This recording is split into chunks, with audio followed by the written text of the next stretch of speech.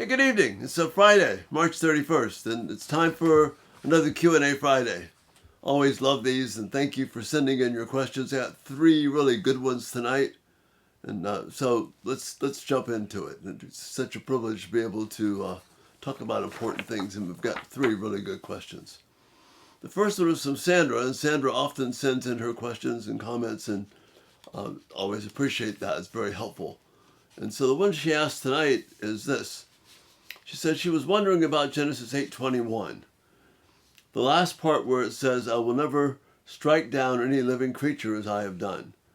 I know that God said he wouldn't send a flood again, but I'm thinking about a big ball of fire is probably next, which I'm thinking we pretty much deserve.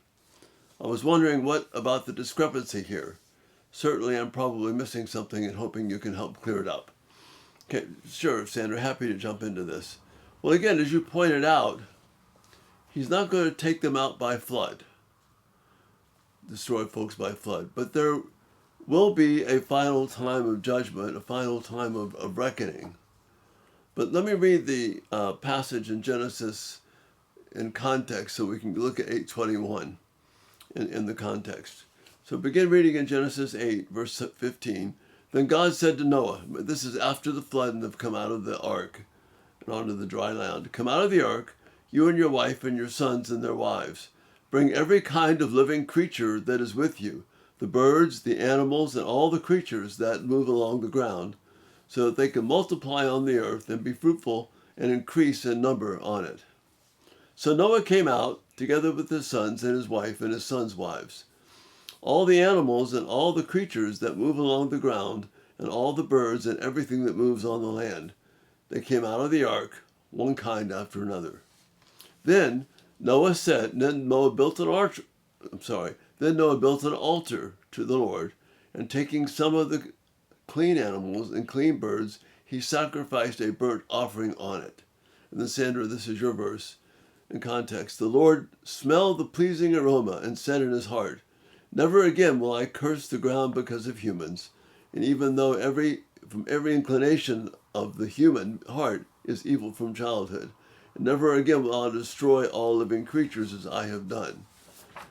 And then again, is referring here to the fact that he won't destroy them in that particular manner.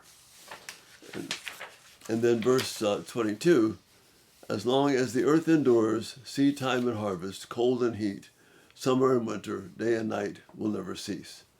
So Sandra, there's another way to look at this, that when the Lord returns, other than just things will deteriorate and everything will be judgment, because when the final time comes, when the earth ends, not everyone will be destroyed. There will be those that are caught up to heaven and go to be with God. So it's not everyone, in the case of Noah, where we just have one family, but there will be literally hundreds of thousands, if not millions of folks caught up to be with God. And it will be in the context, though, of not simply bringing judgment. 2 Peter gives us an insight here, chapter 3, verses 8 and 9 in 2 Peter. "Dear friends, let us not overlook this one fact. With the Lord, one day is 1,000 years, and 1,000 years are like one day. The Lord does not delay his promise, as some understand delay, but he is patient with you, not wanting any to perish, but all to come to repentance." The earth will endure just as long as God has people to save. So yes, there will be a final judgment, and there will be this great cataclysmic fire where the heavens and the earth will be destroyed, but there will be a new heavens and a new earth. And not everyone on the earth at that time will be facing judgment. Some will be caught up to be with God in the air, and then there will be judgment for what is left. So this is a little bit different than the time of the flood, when everything was just totally out of control and beasts and everything were just evil. But now, this mindset then is, if we look at it, not simply God bringing judgment and the earth going to pot and getting worse and worse, but now, perhaps instead of things just get steadily worse, and they might, but there's also the opportunity that things might improve. 2 Peter is telling us that the earth will endure until God saves all the people he is determined to save. And when that number is reached, those numbers that he has called for himself, when that happens, then the earth won't be here anymore. Which is why you probably heard me say before that let's be in the business of investing in the things God has called us to. And if God's about calling people to himself, maybe that's where our focus should be as well. Anyway, Sandra, let me know if that helps. Again, thanks so much for the question. Always love your comments and feedback that you give. The next question is from Kathy. Kathy's another faithful watcher and gives me some great challenging things to interact with. Tonight she says, reading through Ezekiel, I'm seeing God's judgment on Israel and the surrounding nations. Are the natural disasters we've been seeing more nowadays, or at least it seems, the way God is executing judgment on us, versus how he did it, spoken in the prophets? So one example among many, she gives Ezekiel 25 to 27, the chapters, or we perhaps just, or perhaps some of that destruction as a result of God's causing a natural disaster. And she hopes the question makes sense. And yeah, Kathy, it does make sense. The situations noted in Ezekiel that you mentioned in chapters 25 to 27, they were all enemies of Israel who fought against him, Ammonites, etc., and who directly tried to stop God bringing about through Israel what he had promised. And so, Ezekiel is telling how God, will act, and they'll pay a promise for their defiance to God and the mistreatment of his people. So we read further that God will execute that judgment, and it's not just the natural disasters, it's God working governments to do what he wants.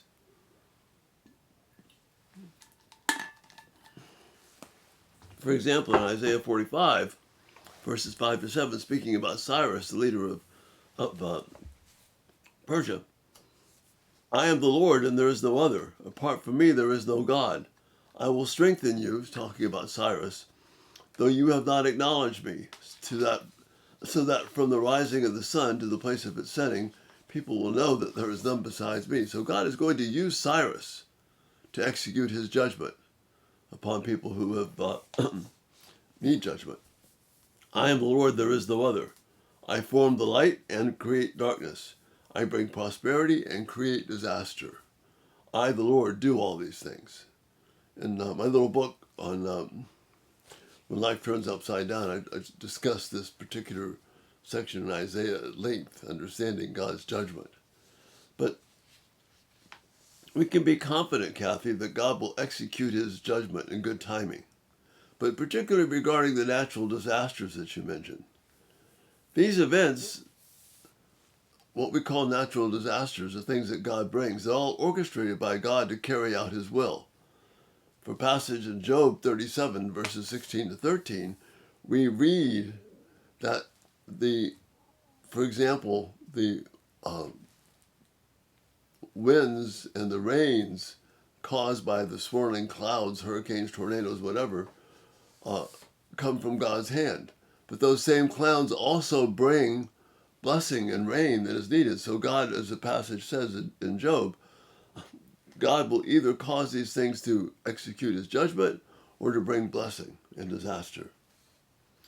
But just particularly mentioning, are there more natural disasters now as a sign of particular judgment? Well, while there has been a number of increase, say, in hurricanes in the Atlantic Ocean in recent years, typhoon activity in the Pacific Ocean is slightly less than it was than even in the 1950s. Great resource for this is the Colorado State University. Those folks are really into weather there, so they've got resources that give us this data. But here are some things that the media doesn't talk about regarding natural disasters. See, we tend to be too focused on the moment, and we think that this is always the way that it's been, or we gauge everything through right now. These are some events that the media doesn't talk about very much that could totally change the way that we live now. For example, now I'm just speaking in recent history, Mount Tambora in the South Pacific in the year 1815 had a massive eruption, throwing cubic miles of debris into the atmosphere. This is the largest and most destructive volcanic event in our recorded history that we know about. So, it was, as I said, over 36 cubic miles of ash, rock, and pumice were all thrown into the atmosphere, including 60 megatons of sulfur. As the material mixed with the atmospheric gases, it prevented substantial amounts of sunlight from reaching Earth's surface, eventually reducing the average global temperature by as much as 5 degrees Fahrenheit. The immediate impacts were profound. Islands around the Tambora, where it blew up, over 80,000 people died from disease and famine, since crops could not grow. In 1816, the year after this eruption, parts of the world as far away as Western Europe and Eastern North America experienced sporadic periods of heavy snow and killing frost through June, July, and August. Such cold weather events led to crop failures and starvation in these regions, and the year 1816 was called the year without a summer. It's just one volcanic eruption. Krakatoa, which is a little more familiar to us, in August of 1883, the explosion was heard over 2,000 miles away. It wasn't as big as Tambora, but thousands were killed by the tsunami and the eruption itself. Huge amounts of debris and ash were again ejected into the atmosphere. There's the New Madrid earthquakes in this country in the years 1811 to 1812. Perhaps you've heard of those. In an area along the Mississippi River on the Missouri side, about 60 miles south of Memphis, an earthquake swarm occurred from the end of 1811 into the early part of 1812. During this swarm, there were possibly as many as 4 8.0 earthquakes. The Mississippi River actually reversed course for 2 days.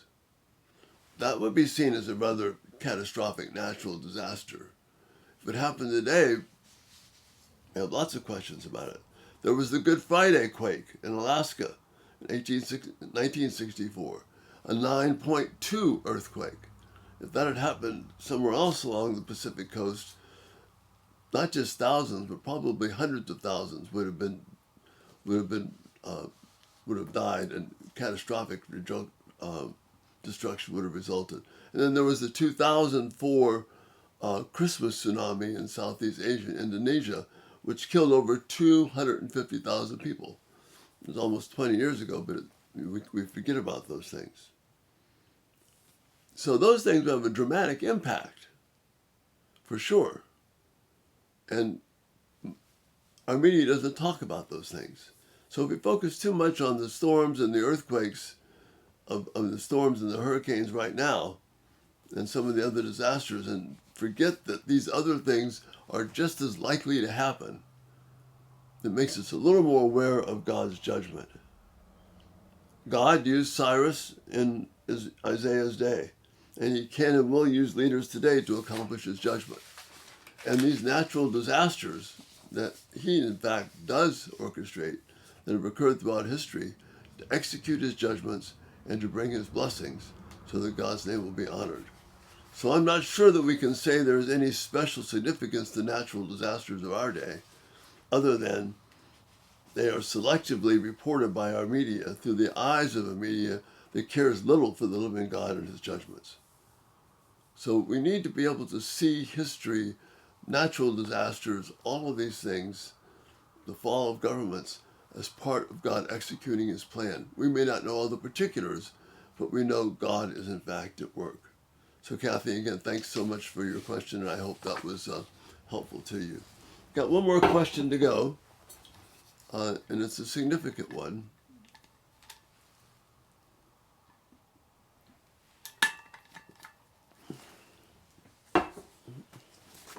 And it's from a concerned mom. I think probably many of you can relate to this or know people in this situation. This mom writes, I'm almost 100% certain that my 15-year-old son is gay. He is such a kind young man who has a heart for the Lord, and of all my children, he has always been the most tender-hearted. Do I need to address this with him, or how should I approach this? His father is out of the picture. Thank you for the question. It's important.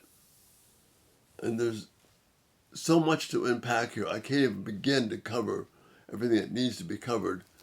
I don't have many of the specifics, but I can give you some general things, and then you can let me know how that resonates with you. First, as with all of our children, but particularly when you have these kinds of concerns, as you've heard me say before, you must become a refuge for your son before you become a resource to help him. It is important for him to believe that you are committed to caring for him as his mom. Matthew 11, 28 to 30, the passage where Jesus says, "Come unto me, all you who are weary and burdened, and you will find rest for your soul." Well, your son, if he's caught up in this, he will be weary and worn down, and he'll need rest and refreshment for his soul. So this passage is a great one to work from. And so you want to show him that he can find rest in your love for him and in God's love for him and his people. You don't want to go into panic mode. You don't want to start right away with starting to press him on issues of his sexual behavior. And this would be true for any situation, but you want to be a place of safety for him, a refuge where he's confident that no matter what happens, you're going to hear him out. You're going to listen to him. Then I would really explore as what you call by having a deep heart for God. Having a heart for God, though, on God's terms, means also to have a love for God's word. We can't have a heart for God and a disdain for his word. It doesn't work that way, because God's word is an extension of himself through the Holy Spirit. So it's important to explore with him. Again, we're not pushing the homosexual issue yet, but we're having a heart for God. It has to do with the love of God's word. So you want to find out if his confidence in God's word is strong. And in this culture, it's being undermined constantly. If you begin to challenge him on the basis of Scripture about his behavior, when he's not convinced Scripture is accurate or true, then you're likely going just to push him away further. I would not start questioning him about your fears of him being homosexual right now. You want to establish with him that Scripture is reliable and trustworthy, and you want to be patient to help him grasp that and trust that the Holy Spirit will work with him as you do this, and perhaps by beginning to trust Scripture, that conviction that comes from the Spirit of God will actually begin to work in him. The next thing I would do is, as his confidence in your care grows, keep your eyes and your heart attuned and open for whatever outside influences are in his life. Romans 1:32 warns us this way. It's talking about the people who have been involved in various things that are contrary to biblical truth, concluding homosexuality. 1:32 says, "They know God's justice requires that those who do these things deserve to die, yet they do them anyway," and this is the important part. Worse yet, they encourage others to do them also. So this is what's happening right now in the 21st century. Our culture, the Western culture, has come to embrace homosexuality and other forms of sexual perversion as normal and accepted. This thinking has influenced even many Christians. It is widely accepted in education, and it's totally embraced by the media and the entertainment industries. So there could be any number of situations, contacts, influences, people who could be influencing your son's life.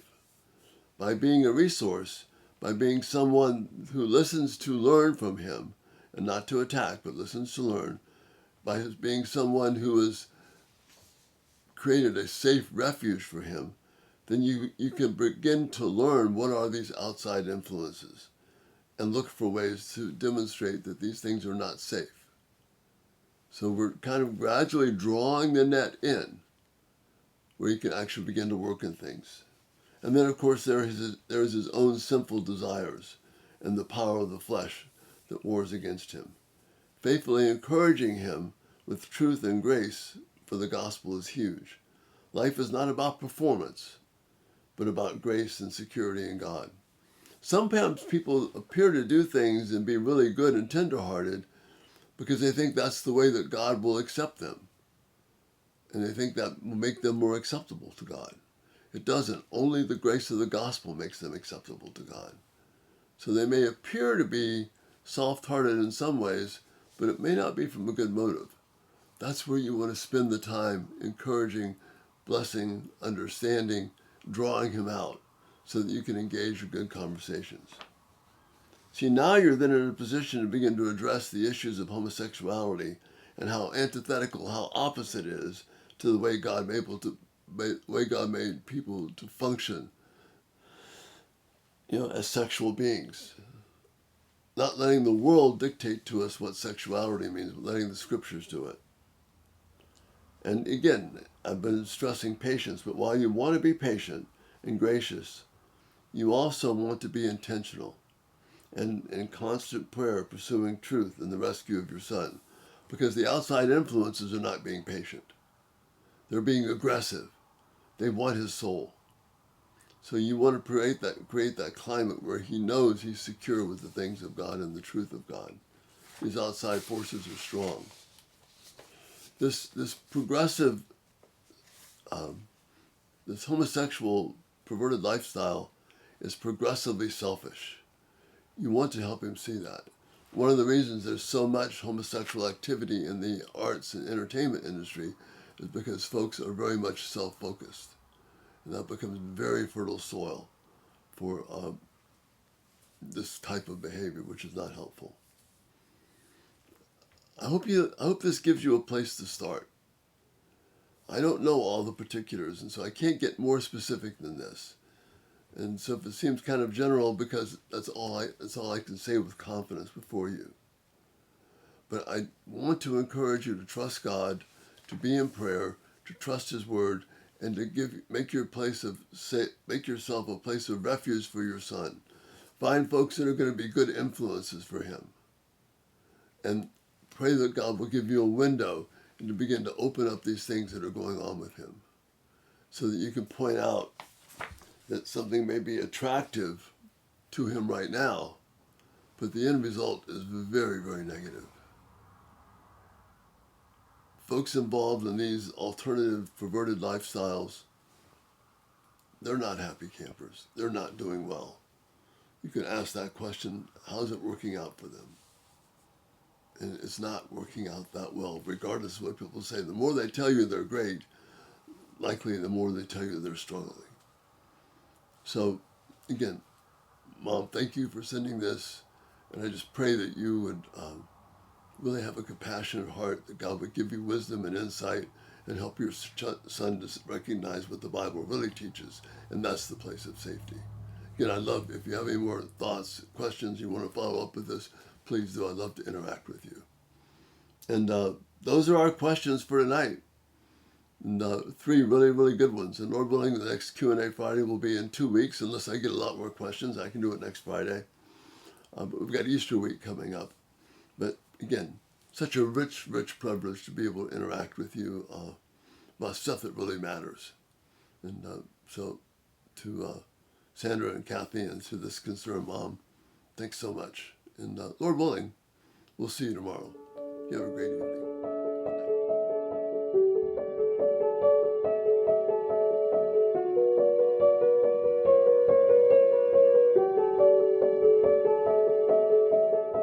Thank you so much for watching. It is such a huge encouragement.